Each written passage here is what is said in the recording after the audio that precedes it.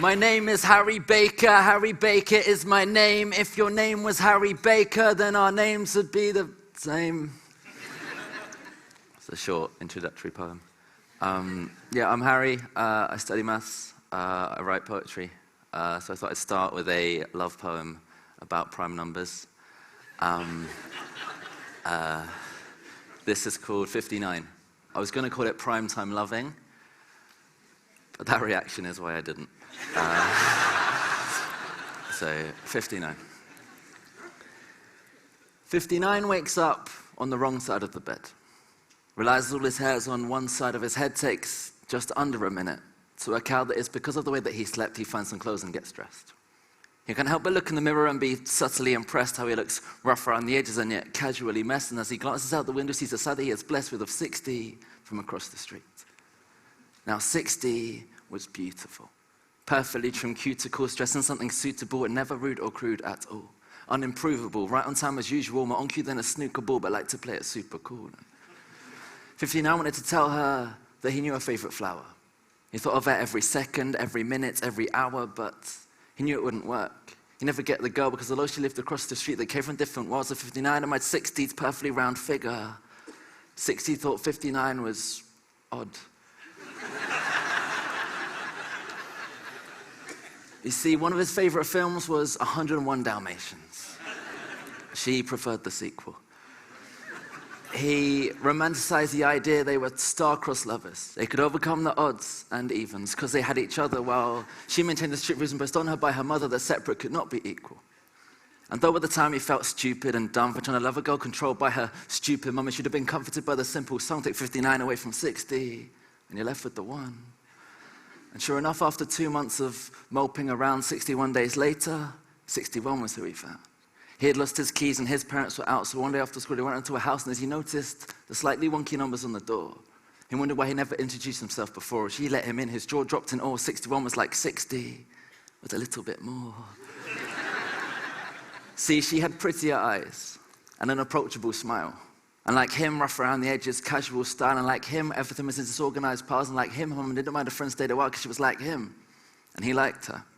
He reckoned she would like him if she knew he was like her, and it was different this time. I mean, this girl was wicked, so he plucked up the courage and asked for her digit. She said, I'm 61. He grinned, said, I'm 59. Today I've had a really nice time, so tomorrow if you wanted, you could come over to mine. She said, sure. She loved talking to someone just as quirky. So she agreed to this unofficial first date. In the end, he was only ready 1 minute early, but that didn't matter because she arrived 1 minute late. And from that moment on, there was non-stop chatter. How they loved X Factor, how they had 2 factors, how that did not matter. Distinctiveness made them better. And by the end of the night, he knew that they went together. And one day, she was talking about stuck up 60. She noticed that 59 looked a bit shifty. He blushed and told her of his crush, the best thing that never happened because it led to us. And 61 was clever, see, not prone to jealousy. She looked him in the eyes and told him quite tenderly, you're 59, I'm 61, together we combine to become twice what 60 could ever be. And at this point, 59 had tears in his eyes.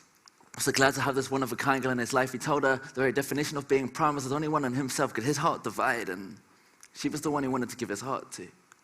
She said she felt the same when she knew the films were half true because that wasn't real love. The love was just a sample. When it came to real love, they were a prime example. Cheers.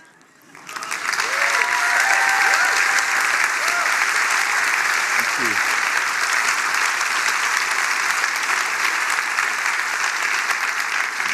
That was the first poem that I wrote, and it was for a prime number themed poetry night, which turned out to be a prime number themed poetry competition. And I became a prime number themed poetry competition winner, or as I like to call it, a prime minister. And this is how I discovered these things called poetry slams. And if you don't know what a poetry slam is, it was a format come up with in America 30 years ago as a way of tricking people into going to poetry events by putting an exciting word like slam on the end. And each performer got 3 minutes to perform, and then random audience members would hold up scorecards, and they'd end up with a numerical score. And what this meant is it kind of broke down the barrier between performer and audience, and it encouraged the kind of connection with the listener. And what it also means is you can win. And if you win a poetry slam, you can call yourself a slam champion. and pretend you're a wrestler.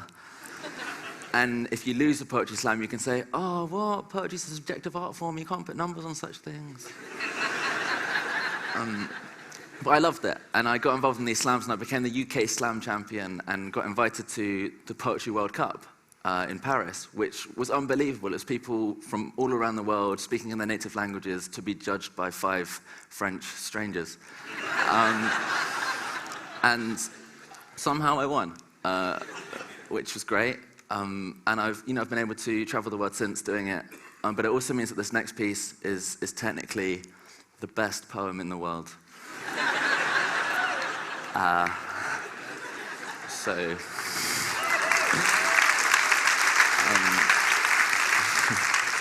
According to 5 French strangers. So this is Paper People. I like people. I'd like some paper people. They'd be purple paper people, maybe pop-up purple paper people, proper pop-up purple paper people. How do you prop up proper pop-up purple paper people? I hear you cry. Well, I probably proper pop-up purple paper people with a proper pop-up purple people paper clip, but I pre-prepare appropriate adhesives as alternative to a cheaper packet, which is in case the paper slipped, because I could build a pop-up metropolis. But I wouldn't want to deal with all those paper people politics, paper politicians with their paper-thin policies, broken promises that appropriate apologies. There'd be a little paper me and a little paper you. And we could watch paper TV and it would all be pay-per-view. We'd see those poppy paper rappers rap about the paper package, or watch paper people carriers get stuck in paper traffic on the A4. Paper. There'd be a paper Princess Kate, but we'd all stare at Paper Pippa.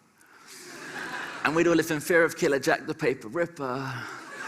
Because the paper propaganda propagates in people's prejudices. Papers printing pictures of the photogenic terrorists. It's a little paper me and a little paper you. And in a pop-up populations, people's problems pop up too. There'd be that pompous paper parliament who remained out of touch and who ignored the people's protests about all the paper cuts. And then the peaceful paper protests would get blown to paper pieces by the confetti cannons by the preemptive police. And yes, there'd still be paper money. So there'd still be paper greed. And the paper piggy bankers pocket in more than they need, purchasing the potpourri to pepper their paper properties. Others live in poverty and ain't acknowledged properly. A proper poor economy with so many are proper poor, but what needs get ignored, the money goes to big wars. Origami armies unfold plans for paper planes, and we remain imprisoned in our own paper chains. But the greater shame is that it always seems to stay the same. What changes is who's in power, choosing how to lay the blame, they're naming names, forgetting these are names of people. Because in the end, it all comes down to people. I like people. Because even when the situation's dire, it is only ever people who are able to inspire. And on paper, it's hard to see how we all cope. But in the bottom of Pandora's box, there's still hope. And that's still hope because I believe in people. People like my grandparents, who every single day since I was born have taken time out of their morning to pray for me. That's 7,892 days straight of someone checking I'm okay, and that's amazing. People like my aunt who puts on plays with prisoners. People who are capable of genuine forgiveness. People like the persecuted Palestinians. People go out of their way to make your life better and expect nothing in return. You see, people have potential to be powerful. Just because the people in power tend to pretend to be victims only to succumb to that system. And a paper population is no different. So it's a little paper me and a little paper you. And in a pop-up populations, people's problems pop up too. And if the whole world fell apart, then we still make it through. Because we're people. Thank you.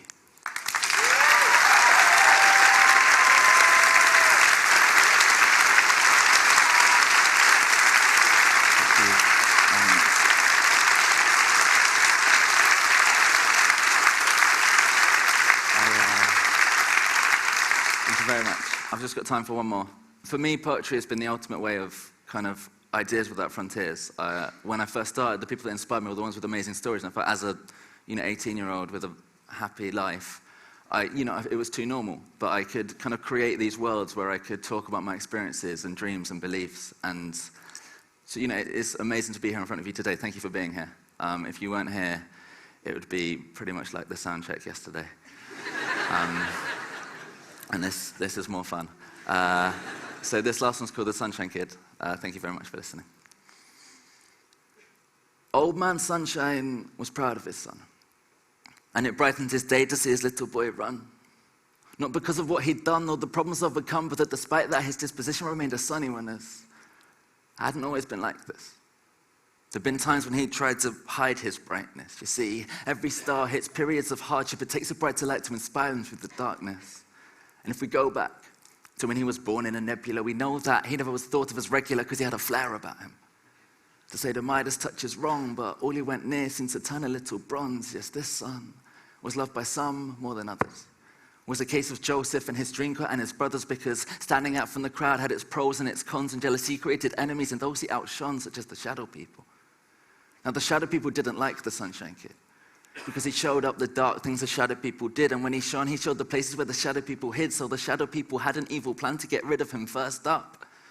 They made fun of his sunspots and shooting his dreams from the sky. Their words were gunshots designed to remind him he wasn't very cool and didn't fit in with any popular kids at school. They said his head was up in space and it would bring him down to earth. Essentially, he came from nothing and that was what he was worth. He never get to go to university to learn. Only degrees he'd ever show would be the first degree burns from those that came too close. Told him he was too bright. That's why no one ever looked him in the eyes. His judgment became clouded. So did the sky with evaporated tears as the sun started to cry, because the Sunshine Kid was bright with a warm personality. And inside, he burnt savagely, hurt by the words and curses of the shadowy folk who spoke holes in his soul and left cavities. And as his heart hardened, his spark darkened. Every time they called him names, it cooled his flames. He thought they might like him if he kept his light dim, but they were busy turning lightning. She had terrible aim. And he couldn't quite get to grips with what they said. So he let his light be eclipsed by what they said. He fell into a lone star state like Texas and felt like he'd been punched in his solar plexus, but that's when Little Miss Sunshine came along, singing her favorite song about how we're made to be strong and you don't have to be wrong to belong, just be true to who you are, because we are all stars at heart. And Little Miss Sunshine was hot stuff. The kind of girl, when you looked at her, you forgot stuff. But for him, there was no forgetting her. The minute he saw her image burn in his retina, she was out of this world, yet she accepted him. The thing about this girl meant he knew whenever she was next to him, things weren't as dark as they seemed. He dared to dream. Shadows were nowhere to be seen. When she was there, he beamed and his eyes would light up in ways that can't be faked. When she grinned, her erased the razor-tipped words of hate. They gave each other nicknames. They were Cool Star and Fun Sun, and gradually the shadowy damage became undone. She was one in a septillion, and she was brilliant. Could turn the coldest-blooded reptilians vermilion, loved by billions from Chileans to Brazilians, and taught the Sunshine Kid the meaning of resilience. She said, all the darkness in the world cannot put out the light from a single candle. So how the hell could they handle your light?